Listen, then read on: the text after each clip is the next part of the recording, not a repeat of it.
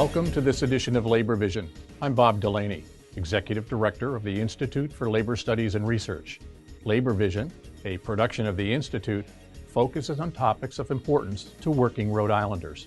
We hope you enjoy this edition.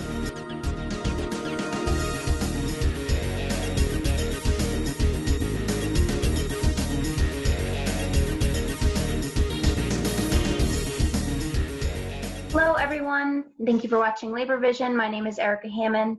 We are coming from our at-home studios, and joining me today is Jay Walsh of the AAUP at URI. Thank you so much for joining us, Jay. Good morning, Erica. How are you? I'm doing great. How are you doing? I'm doing well. I'm happy we're able to do this from our at-home studios, and so we can keep getting updates from all of you guys in the labor movement. Yeah, it's been great. Thank you for having me.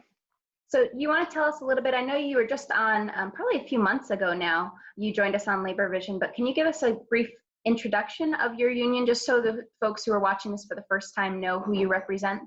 Sure. URI AAUP represents all of the full-time faculty at the University of Rhode Island, tenure track faculty, lecturers, senior lecturers, teaching professors, clinical faculty, research professors, and we take care of the collective bargaining, the relationship between the faculty and management. Okay. And can you tell us a little bit about how this COVID-19 crisis has been affecting your members? Well, let's start from the beginning. I know that last time I saw you was at the governor's bill signing of the minimum wage bill back on March 10th. And we were talking a little bit about this. You were expressing some of your concerns, and I know you were trying to talk to the governor about that. Can you start from there? Sure. That week, March 9th was the beginning of spring break at URI. And prior to spring break, I had asked the university a couple of times, what are we going to do about students returning from spring break? And prior to spring break, the university wasn't inclined to do anything. At that point, nobody in the state had begun to do anything yet. On March 9th, I want to give a shout out to Matt Weldon at the Department of Labor and Training. I reached out to DLT and asked them if they could tell me about the age of the workforce at URI compared to the age of the workforce in the state, and specifically concerned about faculty who were 60 and over, because that was the big concern early on, that it was COVID-19 was impacting older people more than the younger population.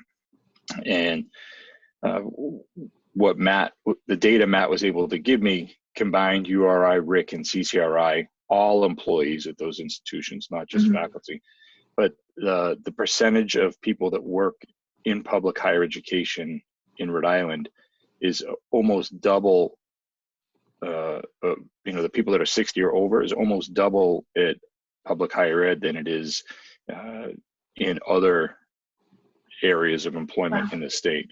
I think statewide, the workforce is 20 or 22% of the workers are 60 or over statewide. Okay. And I think in public higher education, it's 42% that are 60 or over. So that caused me greater concern.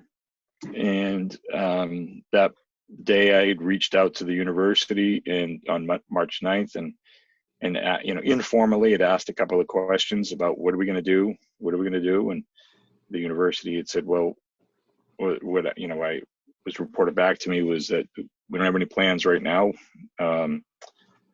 So then I spoke to the governor on March 10th when she was there at the Rhode Island AFL-CIO to sign the minimum wage bill.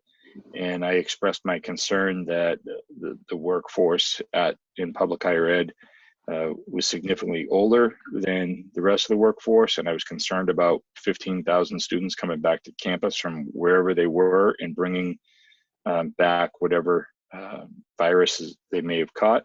Right. And the governor told me that she would look into it. That same day, I wrote a formal letter to the president of the university requesting a meeting to discuss all the different plans that afternoon. The president invited me down for a meeting along with our union president, and they made the decision that day that they would all teaching for the spring semester up until I think that time they decided for, it was a couple weeks at a time, Right. would be taught remotely. Mhm. And since then I've had almost daily conversations with either the president or the provost, the vice provost, making sure that the faculty's interests and needs are involved in all the decisions at the university. Okay. And so since that decision, no on-campus classes will be taught through the semester, right? Yeah. So the entire semester is going to be taught remotely. Mhm. And last week, the university announced that all of the summer sessions are going to be taught remotely. Wow. So there are, as of last Friday, there were somewhere in the neighborhood of 450 courses offered during the summer. Wow.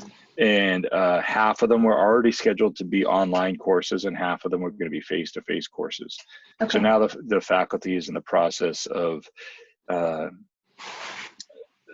determining which face-to-face courses can be delivered remotely in the summer. Mhm. And the university is working with faculty to figure out what types of courses might be offered this summer in light of the COVID crisis that had not previously been considered. For example, a class on conflict resolution in the workplace in the middle of a pandemic. That could be a class this summer, or Right. managing prison populations in a pandemic. Mhm. Those sorts of things could be classes that come up now available in the summer that Right. were not thought of a month ago. Right. Those are definitely things that people would be interested in taking part in too, because amidst all of this, I mean, I know from our Leadership for a Future class, when we start thinking about community action projects, we had so many ideas, and then this crisis hit, and those ideas have all shifted significantly, because now we're all thinking about this and how could we be doing this better, or how could we be working on this better. Right. That's interesting. And I know that there's some faculty that you mentioned who are doing work to combat this crisis. Can you talk about some of those faculty in the different industries? I know there was maybe engineering and the pharmaceutical industry. Yeah, I'm sure there are many more than I'm even aware of, but a couple that stand out in my mind is in the pharmacy program. Faculty have been producing hand sanitizer in the labs at the university. And I think the hand sanitizer has been distributed to state offices or state agencies to be able to use. Some engineering faculty have developed a rapid response team to try to figure out ways that they can address some of the needs of the general public. I think some of those engineering faculty are trying to figure out ways to develop affordable and reliable ventilators. Some of the faculty are examining alternatives to handkerchiefs and t-shirts for face masks. Interestingly, and I'm not sure, where they are in terms of their experiments and being able to share it, but they've done some experiments on how much breathing it takes for very fine particles like COVID-19 to get through an N95 mask. And then they've tested, towels and t-shirts and handkerchiefs. And interestingly, somebody came up with the idea of paper mache masks because everybody can make paper mache at home with flour and water and paper. And I think their initial research is that paper mache is as effective as N95 masks. Wow. And so I think they're working on making sure that that's accurate and developing some resources on how to create paper mache masks so that That's really the general public have it as an option. Wow. And in a lot of the decision making that's gone into this process, how has it been maintaining a relationship with the university management in all of these decisions? It's almost universally, we've had a very, very good relationship with the university president and the university provost and the vice provost of academic affairs. And the university operates differently than many other workplaces. There is all the academic matters in terms of coursework and graduation requirements and grading policies are determined by the faculty senate, which in the faculty senate are faculty that are elected by their colleagues to make the rules that relate to academic issues. And when other universities around the country started changing their grading policy to pass fail, students at URI requested that. And the university manual at URI has been around for 60, 70 years. And, changes to grading policy are usually deliberated for a long time and deliberated in person by a large body of faculty. And the chair of the faculty senate, Aram Nasser Sharif, and the vice chair, Megan Echevarria, did an amazing job of gathering concerns from faculty and figuring out ways that they could amend the current manual to allow students to opt into a satisfactory or unsatisfactory grading system. So with the recognition that, students aren't just impacted by learning remotely, but their lives are impacted the same way all of our lives are impacted. Right. Maybe we were in different living conditions. Maybe we have family that are ill. Maybe our family is laid off, or we don't have a source of income. Maybe we're struggling to get food and necessities. And so the faculty did an amazing job at being able to address the students' needs there. The times that communication is broken down, I think it's been accidental. I think it's been that people have probably trying to act with good faith to share information with faculty, but maybe shared it prematurely or shared it before decisions were actually made, which has occasionally led to confusion. But those are the leaders of the faculty senate and the leaders of the union meet with the president and the provost, and we discuss things, and we come up with decisions and what the university is going to do. And that the trick is making sure that's communicated clearly to everybody at each step of the way. Right. Well, it seems like things are running. I don't know how to say this, but it seems like amidst all of this, things are getting done and things are running smoothly. In a crisis like this with so much uncertainty, you don't know necessarily how things are going to work out or how things will play out, and there's a lot of anxiety and the unknown. So I think that you guys are all doing a really great job there, working through this really difficult time. It's really difficult,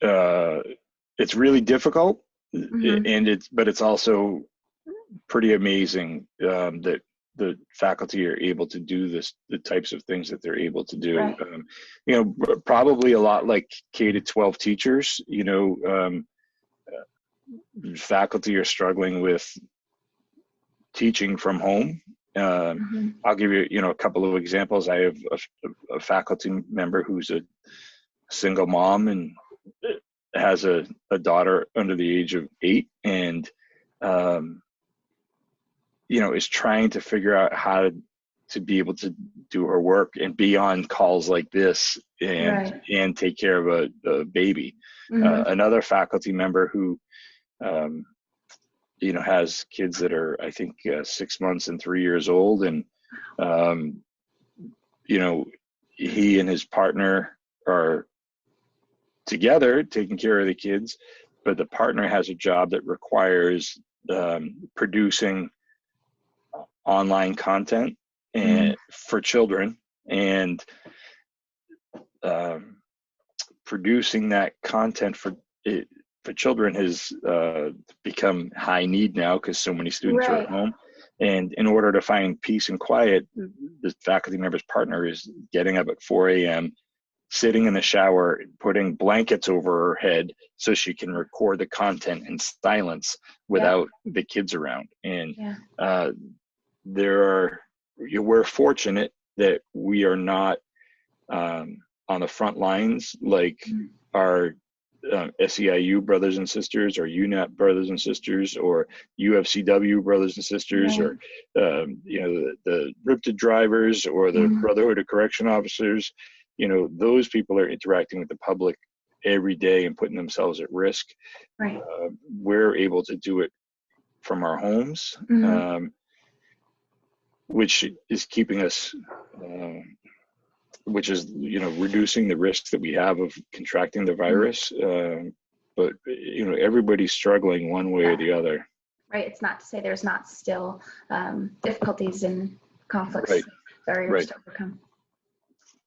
All right. Well, I wanted to ask you, before we close up, I wanted to ask you about the pins I see on your sweater. All right. So this pin is for the Irish Citizen Army. Okay.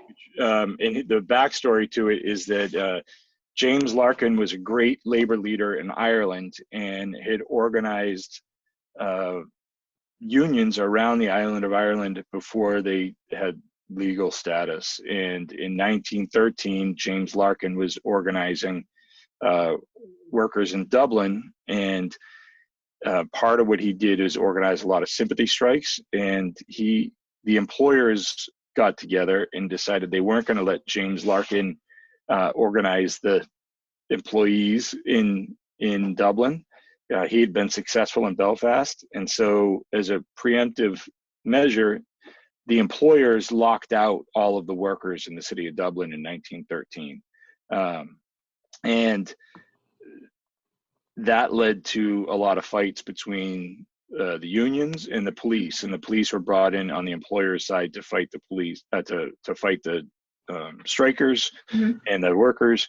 And one of the groups that organized to support the workers was the Irish Citizen Army. So they made up their own army to protect workers against the police. And a few years later, the leader of the Irish Citizen Army was James Connolly, a legendary socialist in Ireland. And a few years later, when the Easter Rising was planned, James Connolly was part of the leaders for the Easter Rising, and helped lead the rising from the General Post Office. And that's the second pin, is the Easter Lily, which is worn in Ireland to commemorate the Ireland's heroic dead and martyrs. Oh, that's awesome. Wow. Yeah. That's really cool. Well, thank you. You're welcome. Well, I want to thank you also for coming on Labor Vision during such a difficult time. I know you're so busy, so I really appreciate you giving us an update and letting us know all the great work that your members are doing at URI. Thank you for having me, Eric. I appreciate it. Stay well. Thank you. You too. Stay positive. All right, will do. Thanks. All right. For all of you who are watching, all of you watching from home, you're watching Labor Vision. Thank you so much for tuning in. We hope to see you back here next week. Have a great night. Thank you for joining us for this edition of Labor Vision. We appreciate your input and encourage your comments. Labor Vision can be seen on this channel 3 times each week: Tuesday at 7 p.m., Thursday at 8 p.m., and Saturday at 5 p.m.